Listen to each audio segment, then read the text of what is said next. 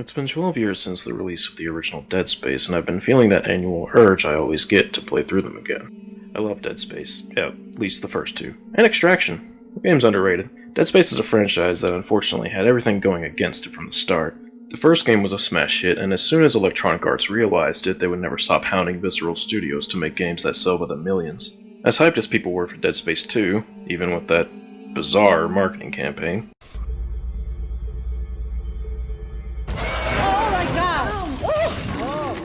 I think it'll make a person become insane. This game is an atrocity. It's revolting. It's violent. It's everything you love in a game. And your mom's gonna hate it. Why would they even make something like this? Dead Space 2, rated M for mature. EA felt the need to shoehorn in a multiplayer mode akin to what we'd previously seen in Left 4 Dead. I don't think I've ever actually met anyone who's enjoyed the Dead Space 2 multiplayer, but at least it didn't do much to detract from the single player. But then came Dead Space 3.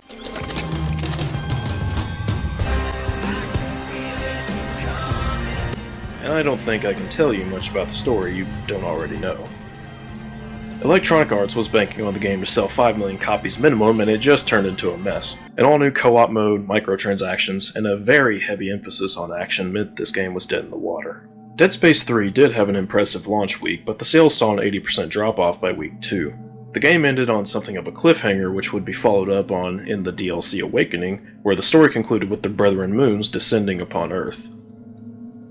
This ambiguous ending to a dead franchise basically left Dead Space fans to conclude that everyone in the universe was now dead. Convergence was successful, I guess. I mean, what could possibly be done to fight against a full-scale invasion by the Brethren Moon? This was like seeing the Reapers in Mass Effect, except instead of having a galaxy of military forces united to fight back with an impossible superweapon of galactic scale, it was just humanity, all alone with almost nothing to fight back with. But what if Dead Space was given another chance? Where would the story go from here? How would the game even play? Well, I've pondered this for some time now, and in the spirit of Spooktober, I think it'd be fun to make a pitch for Dead Space 4.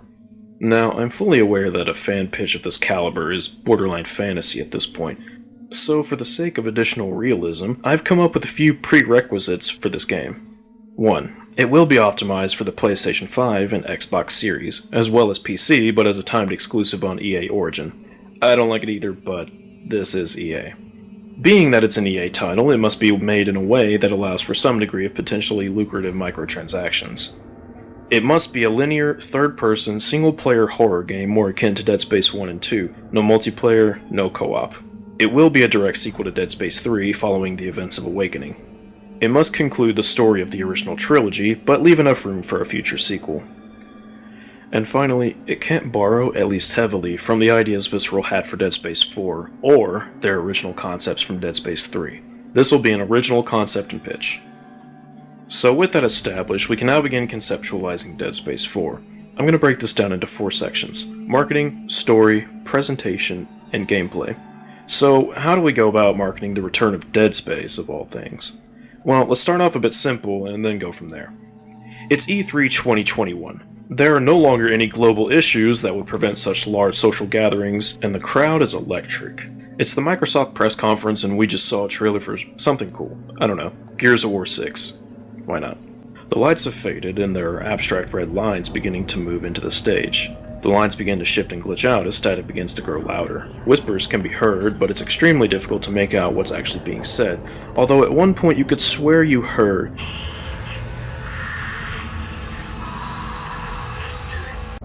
The screen shakes as the lines move sporadically and begin to take shape. The lines move downward and form a double helix in the center of the screen.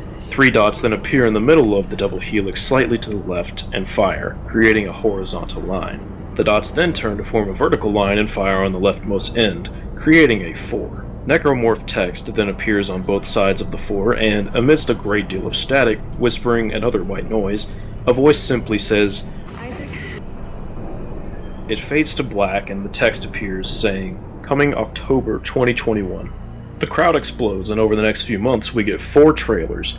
Trailer 1 is a simple 4-minute trailer showing off a character in an engineering suit traversing the ruins of a ship. Horrifying monsters make noise from the shadows, but nothing's ever seen clearly. None of them are shown, only heard, and the trailer ends with the character being pulled into a hole by some tentacles and their screams can be heard with the familiar flatline. This trailer will help to alleviate any concerns that the next Dead Space would be just another dumb sci-fi action game. The emphasis on horror will get everyone excited, and those pre-orders will be going up like crazy. Trailer 2 will show the same character traversing a laboratory. Several of the regular necromorphs will be shown in all of their glory chasing the character and brushing off attacks that don't sever the limbs. Slashers, lurkers, infectors, you name it. We're bringing back all the classics, baby. Eventually, this unknown character is contacted by Isaac Clarke, who identifies him as a fellow engineer and proceeds to tell you how you can escape the lab. Now the audience knows several key pieces of information. This new character is the protagonist. Isaac will be in the game as something of a guiding figure, and the new character's lack of general badassery when compared to Isaac will be explained by them being an engineer with no actual combat experience. Trailer 3 will be more or less what we've already seen, but it will reveal the various editions of the game that are available to pre-order. There will be the standard edition, that is the base game bundle with some skins, weapons, or whatever other very basic microtransactions you can come up with. Maybe a withered gold plasma cutter called Isaac's Cutter. I don't know. The special edition, which will cost an extra $10, will come with the steelbook as well as all of the standard edition goodies. The deluxe edition will come with all of that as well as the season pass, which promises 2 story expansions for $20 more than the special edition. Then there's the collector's edition, and this will be the one every diehard Dead Space fan wants to get a hold of. On top of everything listed for previous editions, it will come with a remastered bundle of all of the original Dead Space games, complete with all of their expansions and DLCs, as well as new achievement and trophy lists. On top of this will be several physical doodads, including a plasma cutter pin, a statue of a necromorph, the soundtrack, and maybe even an Isaac Clarke pop figure. Okay, I was joking about that last part. The collector's edition would be priced at $200. Some of you, especially my fellow PC gamers, might be thinking that all of this sounds pretty ridiculous, but remember, this is an EA game. Do I even need to start listing off all of the different Dead Space products and collectibles they concocted back in the day? And look, if I'm being completely honest, I'd buy that collector's edition in a heartbeat. But that's just me. Anyways, following this would be the 4th and final trailer, revealing the goal of our main characters to destroy the Brethren Moons, as well as revealing a couple of new necromorph enemies. This way audiences will have seen just enough to keep the hype train going strong, but not so much that they know what to expect and ruin the horror. The game launches and everyone picks up their copies late at night. It's the perfect time to play the new Dead Space game. So what's the story? What kind of ride are these players going to be put on? I'm not going to write out an entire plot's worth of details here because then this video would be 30 hours long, but I'll go into all the necessary details possible. And remember, this is just my idea of a story. It's basically fanfiction. Anyone can come up with something, but I hope you like mine. The game picks up right where Dead Space 3's Awakening expansion left off, from the perspective of Isaac and Carver.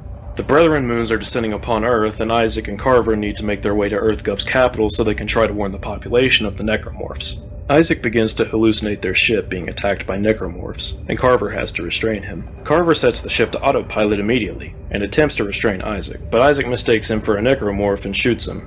Isaac comes to and realizes what he's done, and Carver says goodbye and to stop the Brethren Moons. After an emotional moment, Isaac closes his eyes and does his best to clear his mind as he approaches Earth. The game then cuts to Isaac approaching the EarthGov capital where he is intercepted by security. Isaac insists that he needs to reach the satellite and send out a warning to the population if they're to have any chance of surviving. EarthGov doesn't believe him and proceeds to lock him up in an underground cell. Not long after, the capital is attacked by necromorphs, and Isaac uses the opportunity to break free and make his way to the satellite tower. We get a couple of hours here to play as Isaac, and when we finally reach the comms relay, Isaac sends out a detailed message explaining how people can fight back against the necromorphs. It's at this point that the game cuts to the perspective of our new protagonist, Howard. Howard is an engineer trapped underground in one of humanity's last earthbound mining operations. Howard is deep beneath the surface when the Brethren Moons arrive, and doesn't know of the calamity until he begins to hear his dead wife Meryl calling from deep in the mine. He follows the voice towards a deep pit where he peers into the depths, and is then attacked by a fellow miner. In their scuffle, his fellow miner is thrown into the pit. Howard becomes distressed and tries to make his way out of the mining pit.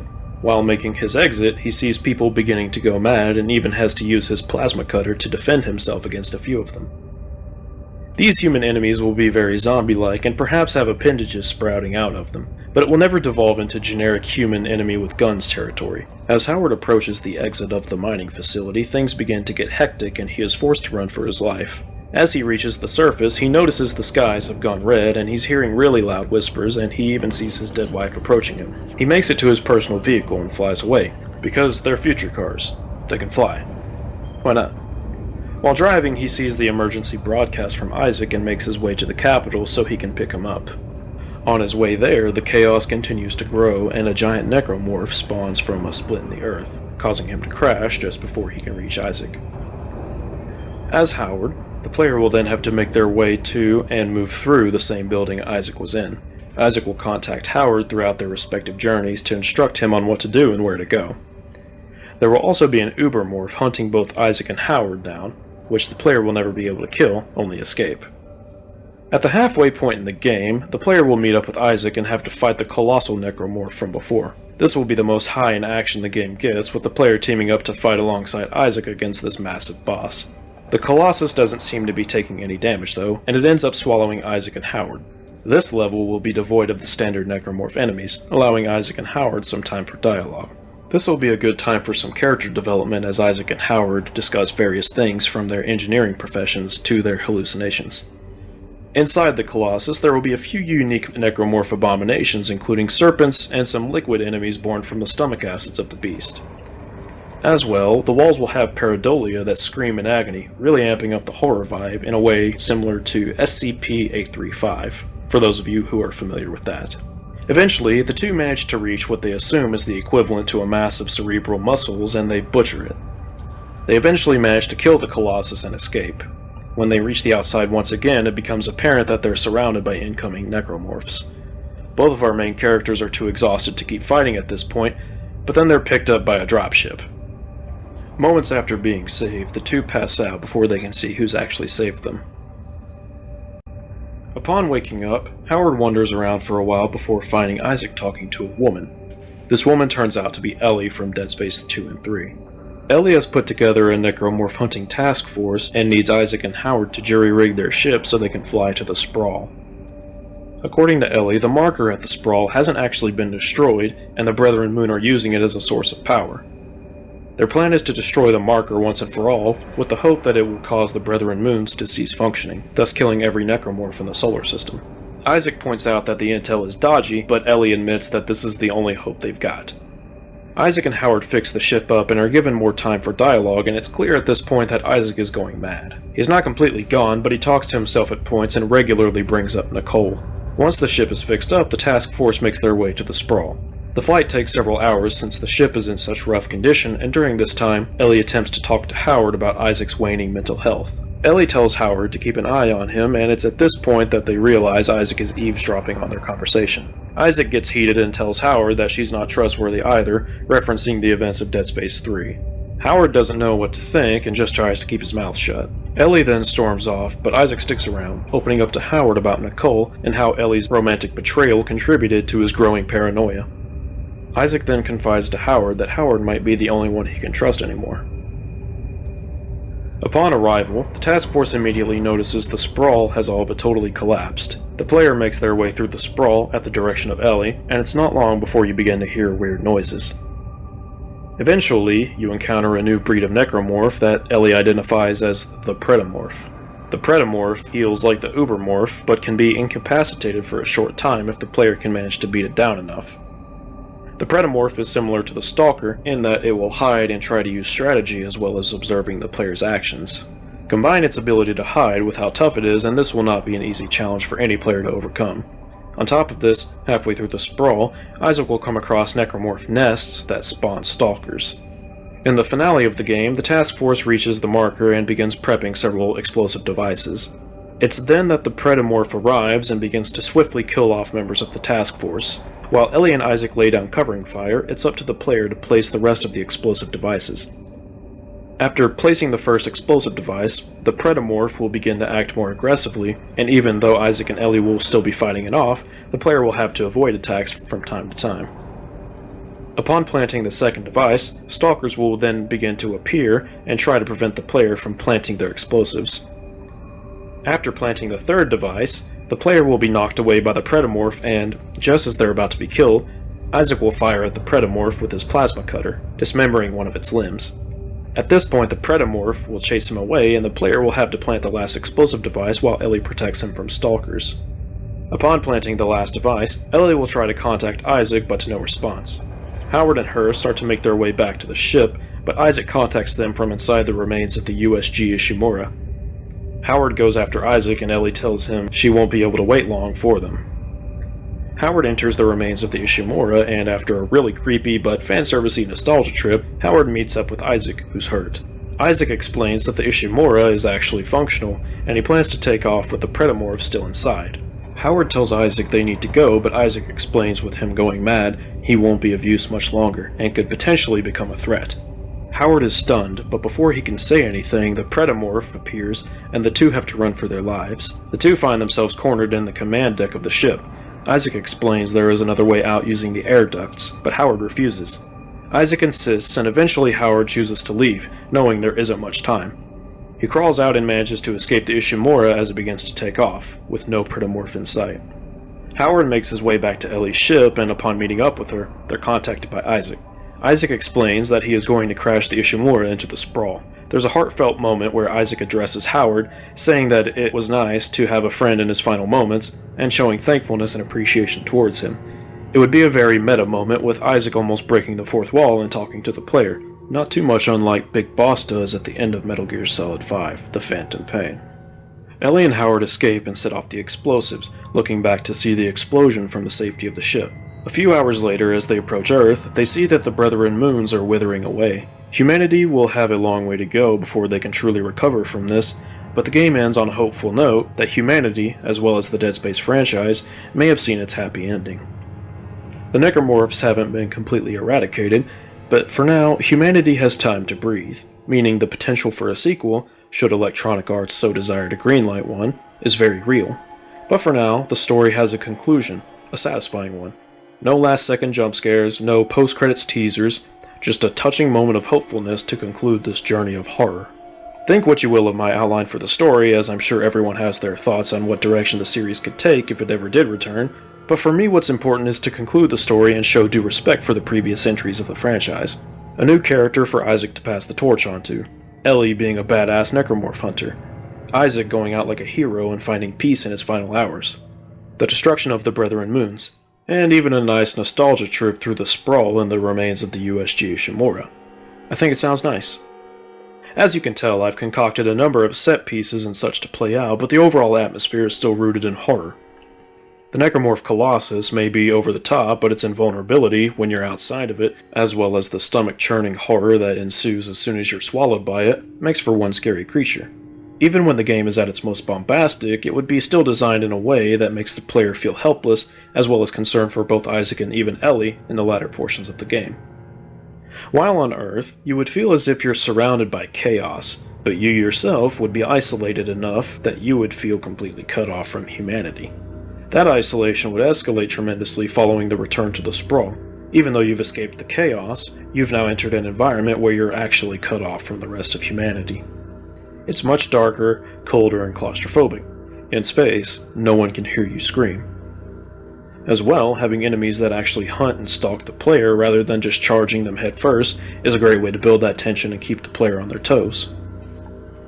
Let's be real, even though Dead Space 1 may be the scariest overall game, nothing comes close to being as scary as the Stalkers in Dead Space 2. The Stalkers have often been compared to the Velociraptors from Jurassic Park, so let's build on that analogy. Remember that scene in Jurassic World where the Indominus Rex starts to communicate with the Velociraptors and order them around? The Predomorph would be the equivalent to the Indominus Rex, and its stalker children would be the equivalent to the Raptors. So now you've got this pretty organized group of necromorphs trailing and observing you as you enter the sprawl, sending feelers to gauge how the player behaves, then plotting out attacks based on how they see you playing. As well, the Predomorph is straight up unkillable and not really worth trying to render unconscious, so the player's best option is to run for their life. You could design some really amazing chase sequences out of this, and maybe even, if they were polished enough, put in a few stealth sections where you have to hide from it.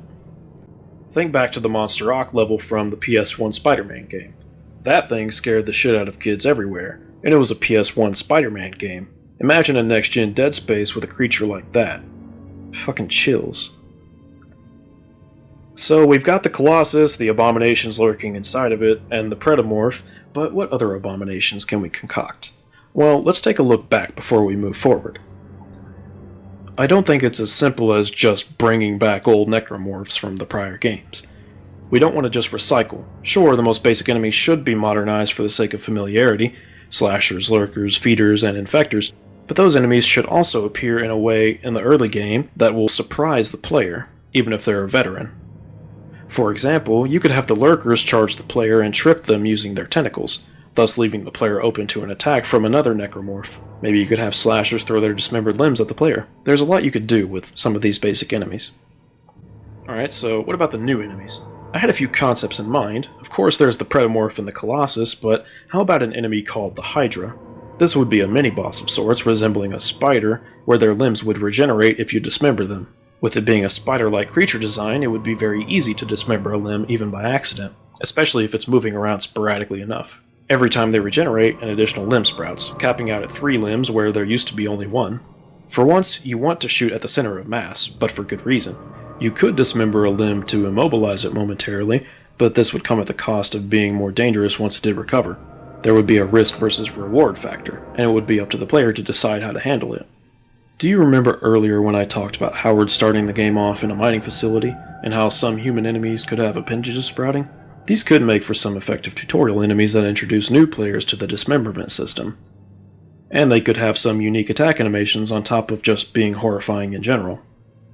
So okay, we've got a story, enemies, marketing, and presentation, but how would the game play? This being a new protagonist who's completely inexperienced, they would move much more like how Isaac did in the first Dead Space. Movement would be more heavy and clunky than in Dead Space 2 or 3, and there would be a real sense of weight to it. As you acquire upgrades though, you will of course become more capable. Your starting rig may be very simple, but work hard enough and you could end up with some Iron Man level shit by the end of the game. And speaking of gear, remember how I said EA would want to be able to implement potentially lucrative microtransactions? Well, I say we go back to the series' roots and do some good old-fashioned DLC suits and weapons. Do something more than just reskinning in-game gear though. Actually put some fun into it. How about a Mass Effect gear set and even an N7 pulse rifle? You could do some Dragon Age themed gear also. Is it too late to try and bring up Kingdoms of Amular? Crossover stuff is always fun, but you could even bring back older suits as DLC. I would keep the base suits from the first 3 games as in-game unlockables though, as well as our god-slaying foam finger of course. Oh, and no loot boxes. So okay, we've got the gameplay figured out, we've got gear, we've got enemies, and we've even got some bosses. So what about replay incentives? Well, for starters, let's talk about the difficulty modes. Of course you have the standard easy, normal, and hard modes, that's a given. The reward for beating hard mode would be the Dead Space 1 rig. After beating hard mode and unlocking the Dead Space 1 rig, the player would also unlock Zealot mode, which is the Dead Space equivalent to very hard. The reward for beating Zealot mode would be the Dead Space 2 rig. Also, these rigs would of course have unique abilities that make them worth using. Dead Space 1's rig could provide some basic but well-rounded and useful stat boosts. Dead Space 2's rig could do the same, but with the added bonus of improved movement speed. And after beating Zealot mode, the player would unlock Hardcore mode.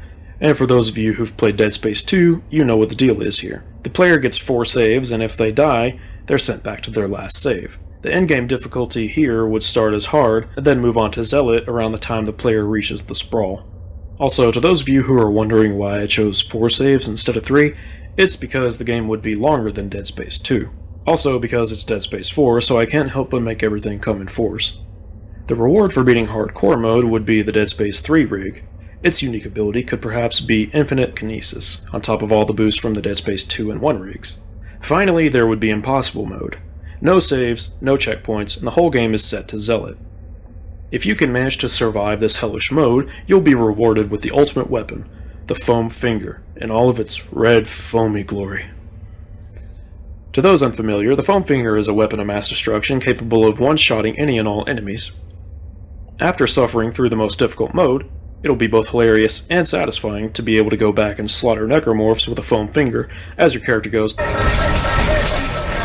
And if I could have it entirely my way, I'd throw in a super secret unlockable mode where you could play an abridged on-rails FPS version of the game similar to Dead Space Extraction. But that's just me. As you can probably tell, I adore Dead Space. I wanted to keep this video relatively short, primarily so I can get it out by the anniversary of Dead Space 1. But I could honestly brainstorm Dead Space 4 concepts for hours on end. I give Dead Space 3 a lot of shit, but in the end, it's still a series I'm very passionate about, and it's a shame what EA ultimately did with Visceral Studios. But even worse is, at least as an aspiring writer, seeing a story you really love despite some pitfalls end in such an inconclusive and unsatisfactory way. They say that, in space, no one can hear you scream. That may be true, but my voice and the voices of other Dead Space fans need to be heard and acknowledged by those who own the rights to the franchise. Dead Space was a series unlike any other, and it's sad to think those who own it don't seem to care about it even half as much as the fans. Even if we never see Dead Space 4, I'll always enjoy going back through these games, or at least the first two and Extraction, and praising them amongst my peers. The universe Visceral managed to craft for these games is genuinely fascinating, and I'll never get tired of exploring it, usually at least once a year around Halloween time. But I suppose I've gone on long enough. Thank you all so much for watching. Part 5 of the PT analysis will be coming soon. I just thought it would be fun to do something else a little different, especially during the month of October and on the anniversary of Dead Space. I didn't spend nearly as long on this one as I do my PT analysis videos, but I still put a lot of love into it, and I hope the video does a good job of reflecting the passion I've put in. I'd also encourage you to leave some comments talking about what you'd want to see in Dead Space 4, or maybe just telling me what you loved most about the previous Dead Space titles. I hope you all have a wonderful Halloween and Spooktober. Until we meet again, my name is Loveless, and that was my pitch for Dead Space 4. I wanted to see you again. Just once. I loved you. I always loved you. Yes. Nicole Brennan. She was a senior medical officer stationed aboard a Planet Cracker-class vessel. Ishimura. USG Ishimura, yes. Part of a mining operation on Aegis 7. I understand communications went down shortly after their arrival. You were part of the repair mission. A mission for which you volunteered, am I right? What did you find aboard that ship, Isaac? I found something. What did they find aboard the ship, Isaac? The marker. Did you have contact with this marker? It made you see things, didn't it? Things you didn't want to see. It spoke to me. What did it say, Isaac? What did it say to you, Isaac?